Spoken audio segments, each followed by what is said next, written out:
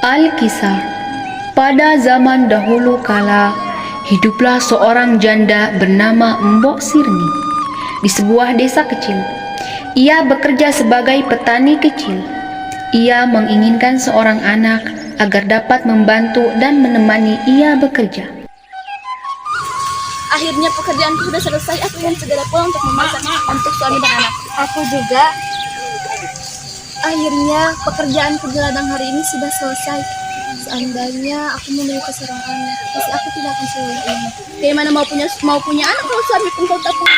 Tahu nih, emangnya bisa hamilkan kita pulang, alat kredit. Kedua petani itu pun pergi pulang meninggalkan Mbok Sirni. Tiba-tiba ia didatangi oleh seorang Wahai petani kecil, jika engkau menginginkan seorang anak akan memberikan kau anak. Dengan satu syarat, setelah dia berumur 15 tahun, serahkan kepadaku. Baiklah Tuan, saya setuju dengan persyaratan Tuan. Ini bijinya. Setelah 2 minggu, di antara buah ketimun yang ditanamnya, ada satu yang paling besar dan berkilau seperti emas. Ternyata, isi buah tersebut adalah seorang bayi kecil. Wah, buah ini besar sekali. Akan kubelah buah ini dengan hati-hati.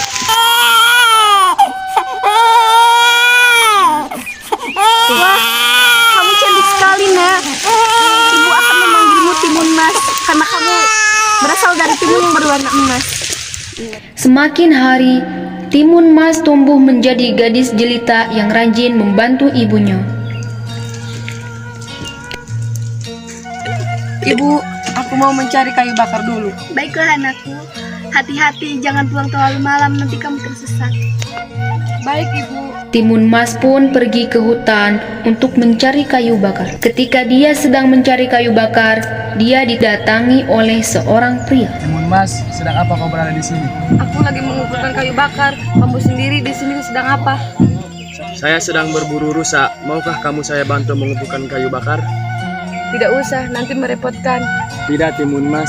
Saya tidak merasa direpotkan. Akhirnya, Yogi pun membantu mengumpulkan kayu bakar Timun Mas.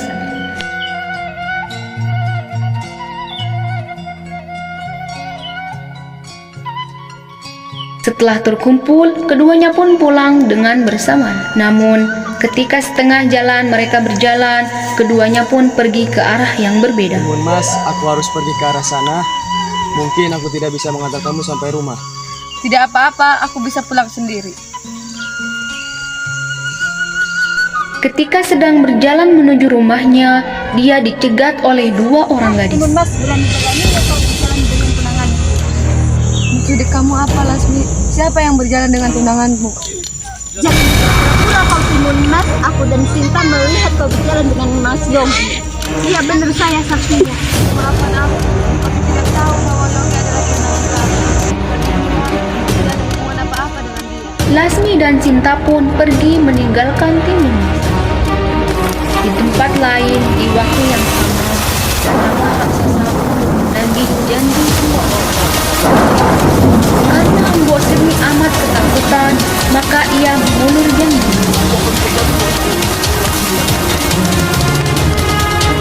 Hari berganti hari, Mbok Sirni semakin sayang pada Timun Mas.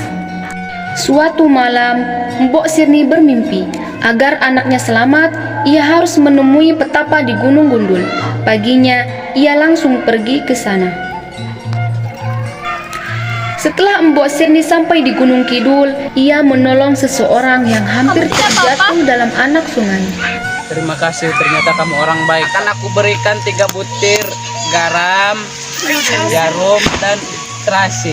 Mbok Sirni pun pulang ke rumahnya. Sesampai di rumah, ia menceritakan semua yang telah terjadi kepada Timun Mas. Paginya, raksasa datang lagi untuk menagih janji.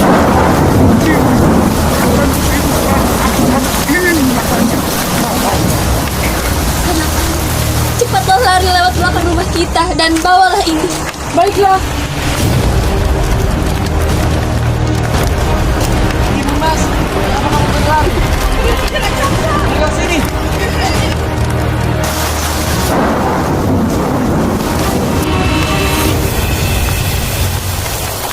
raksasa pun mengejar. Timun Mas pun teringat akan bungkusannya.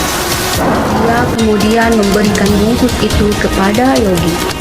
Maka ditebarnya biji mentimun. Raksasa pun terikat, tapi raksasa berhasil melepas ikatannya. Lalu Timun Mas menaburkan jarum. Dengan kaki yang berdarah-darah, raksasa terus mengejar.